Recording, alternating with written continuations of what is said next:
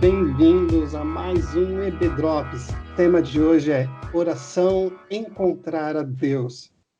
Aqui é Alexandre que está falando com vocês. Eu queria deixar uma frase do Tim Keller sobre o tema. Para a maioria de nós, Deus não se tornou nossa felicidade.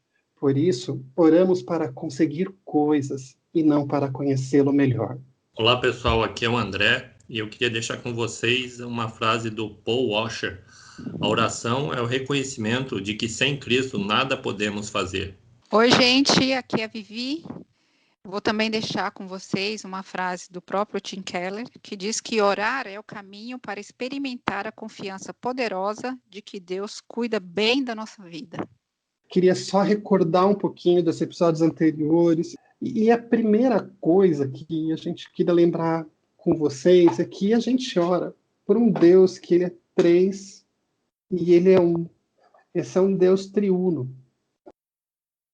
Quando você pega o texto bíblico, por exemplo, um texto excelente para isso é o texto lá de Mateus 28, quando você, no versículo 19, coloca assim, batizando-os em nome do Pai, do Filho e do Espírito Santo. Uma coisa que fica interessante no texto e que antes de eu ter sido chamada a reflexão na leitura do nosso livro, né, isso não estava muito claro para mim, era que você é batizado em nome, num nome, um único nome para o Pai, um único nome para o Filho, um único nome para o Espírito Santo. É a ideia de que eles compartilham o mesmo caráter, a mesma natureza, eles são um único ser. E, biblicamente, só existe um único Deus. Não existe três deuses diferentes. Nós não adoramos a três deuses diferentes. E a gente imagina assim, Pai, Filho e Espírito Santo em condição de igualdade, né?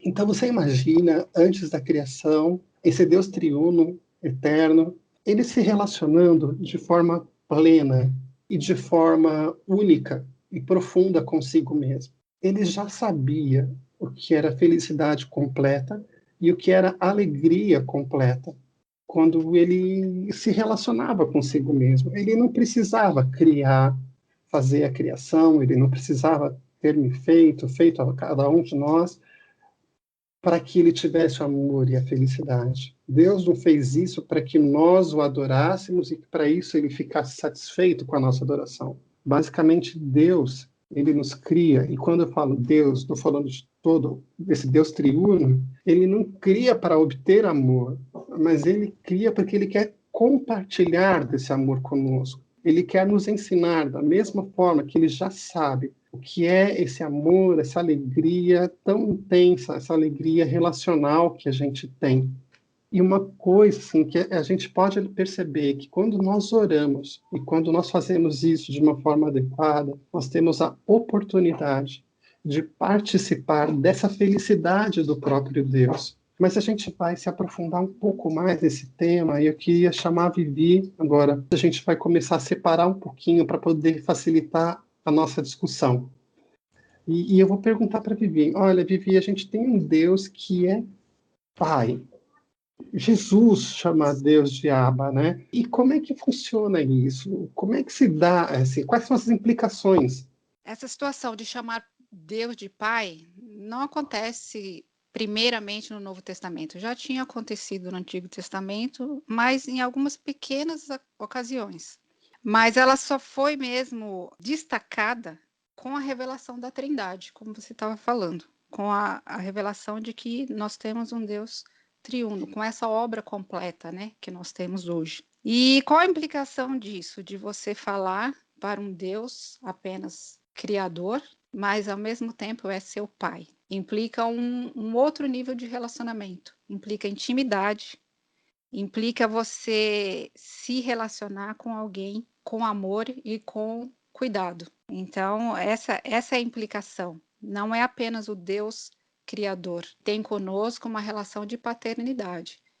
E aí alguém pode perguntar assim, mas todas as pessoas não são consideradas filhas de Deus? Realmente, somos todos, a Bíblia diz em Atos 17 que todos os seres humanos são descendência de Deus, né? No sentido de que ele é o criador de toda a raça humana, de todas as pessoas, né? Mas quando se fala em ele ser pai, significa você ter um relacionamento, não somente ser pai. É interessante a gente citar isso, porque também alguém pode dizer, olha, pai não é o que tem, é o que cria. E quando se fala é o que cria, é aquele que anda junto, que está junto, que desenvolve uma intimidade com aquele filho. Não é apenas aquele que gerou, né?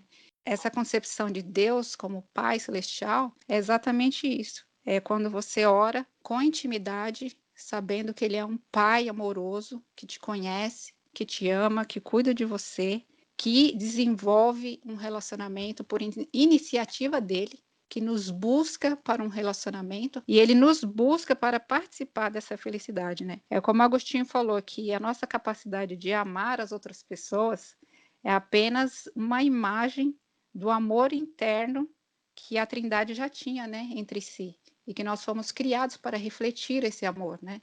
Então, toda iniciativa vem desse Pai amoroso. Ele quer que nós sejamos felizes e participemos desse relacionamento, né, de cuidado, de amor.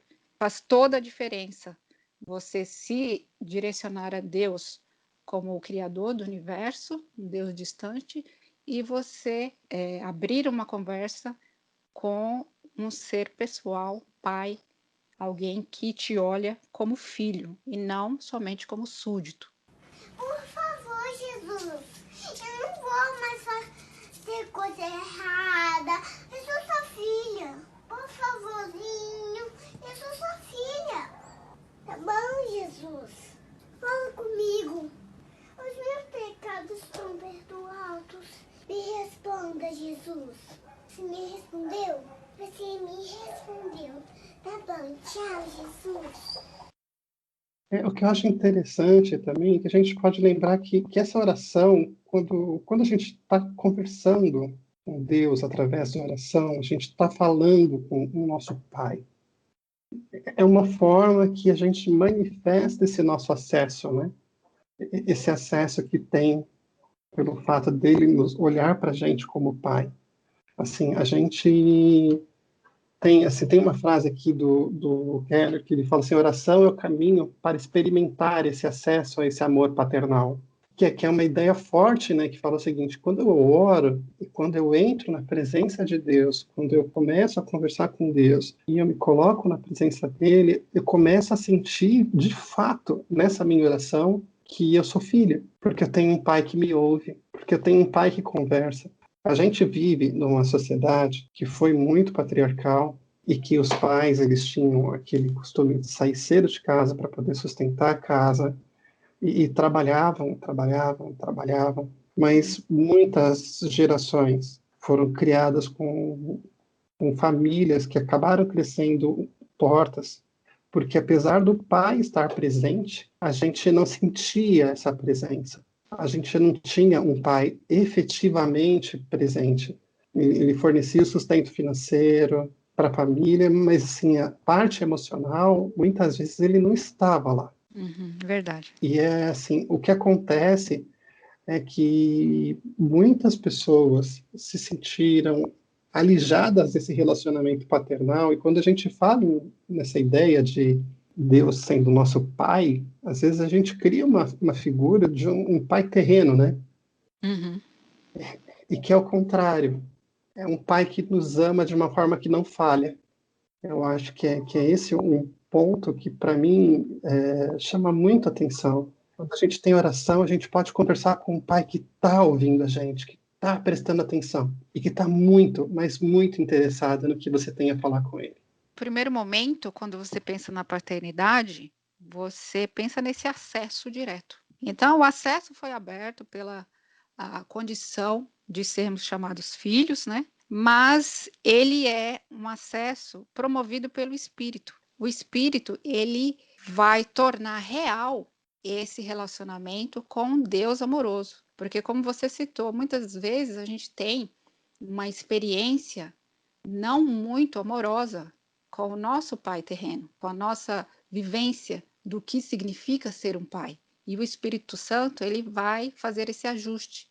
Ele vai testificar no nosso coração e fazer a gente ter uma certeza existencial, profunda, interior. Este Deus é um Deus amoroso, é um pai amoroso. Ele é sim o Deus do universo, mas ao mesmo tempo é um pai amoroso. Porque tem pessoas que separam isso, né? Ou ele é o Deus do universo, poderoso, ou ele é o paizinho, Abba, pessoal, amoroso. Não, ele é as duas coisas. E como a gente tem a consciência disso? Só por meio do Espírito, Ale, só por meio do Espírito. Quem não tem o Espírito não consegue chegar à condição de sentir e perceber e viver Deus como Pai. Pode até chegar na concepção mental, intelectual, de que Sim. o universo é extremamente maravilhoso para ser fruto do acaso, né? E que existe uma mente inteligente por trás de tudo isso, mas para chegar na concepção de paternidade e ter isso como real dentro de nós, apesar das nossas emoções, apesar das experiências ruins que talvez possamos ter tido com a paternidade terrena, né? Somente por meio do Espírito. Essa obra do Espírito em nós e durante a oração. O Espírito ele faz com que a oração seja a expressão audível da nossa fé. A voz da fé é a nossa oração, né? Quando a gente ora nessas condições, percebendo Deus como Pai, a gente está se tornando audível essa fé que a gente tem na obra que foi feita em Cristo, né? Entendendo que o seu relacionamento com Deus não depende mais do seu esforço próprio, de você, muitas das vezes, como você citou, nós temos uma experiência terrena de só sermos amados, né? Se obedecermos, né? Se tirarmos notas boas, se fizermos o que foi dito, o que foi mandado, né? E no caso de Deus, não, ele nos ama apesar de nós, e ele nos convida a esse relacionamento, não pelo nosso desempenho. Esse relacionamento depende exclusivamente do amor dele por nós. Não é nem do nosso amor por ele, é primeiro do amor dele por nós. E isso tudo só é possível a gente entender, eu digo entender não só intelectualmente, entender como experiência espiritual mesmo, através do Espírito Santo. Pedir mudanças em si, pecador, ajoelhado aos pés do Senhor.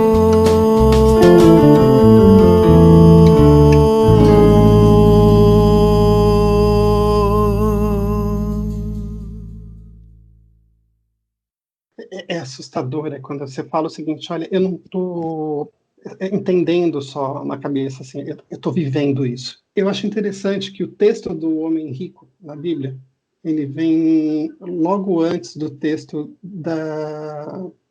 quando os discípulos repreendem as crianças, né? E que assim, o homem rico, ele intelectualmente sabia de tudo. Ele sabia o que fazer, como obedecer aos preceitos, mas ele não conseguia viver aquilo de uma forma intensa.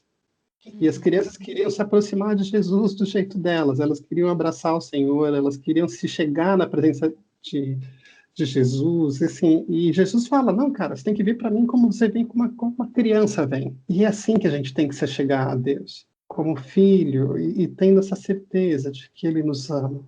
Assim, acho que não tem uma coisa mais gostosa de você participar de uma relação, pode ser uma relação de amizade, pode ser uma relação conjugal ou de pai e filho, de que você vai ser compreendido, de que você vai ser aceito, de que você pode conversar sem restrições, de que você pode se abrir com essa pessoa. São relacionamentos tão profundos, que são tão raros, né, da gente ter, e muitas vezes a gente esquece que Deus está pronto e Ele quer ter esse relacionamento conosco.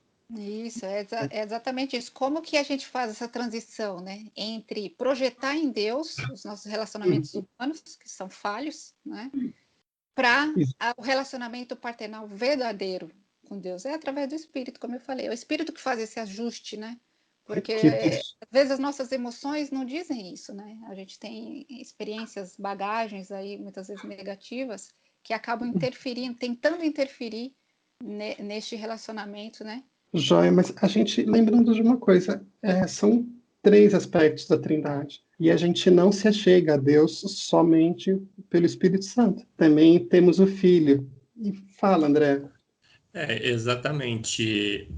Para mim, para você, a noção de que desse relacionamento do Deus infinitamente santo, puro e amoroso só chegou através de quando Deus se fez carne, se tornou homem e veio em busca do ser humano na figura de Jesus, né? Então, Jesus é exatamente essa ponte entre o Deus infinito, amoroso, santo, puro, que para o judeu era algo claro, embora o amor de Deus para o judeu era algo ainda temeroso, né? O hebreu ele não chamava Deus de pai, mas pai da nação, né? Não pai individual, né? E aí Jesus é quem ensina a palavra Abba, que para o hebreu é papaizinho, né? Para que nós também pudéssemos usá-la.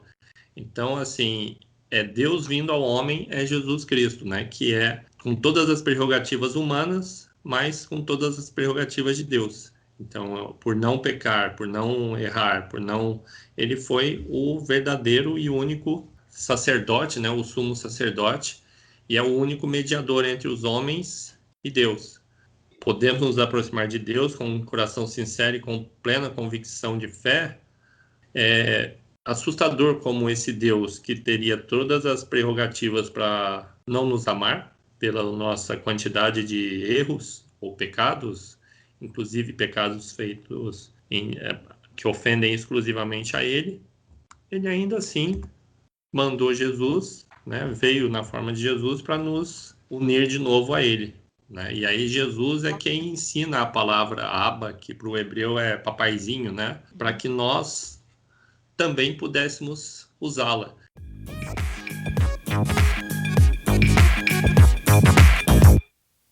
Mas, assim, uma coisa que eu estava parando para pensar, né, sobre o que a gente estava falando. Quando a gente começa a entender que eu pequei, nem foram vocês, tá? Fui eu. E se vocês acharem que vocês também pecaram, aí o problema é de vocês, tá bom? Mas, assim, quando você imagina o seguinte, que fui eu que pequei, e Deus se preocupou tanto com isso, que ele falou, não, eu tenho que solucionar esse problema.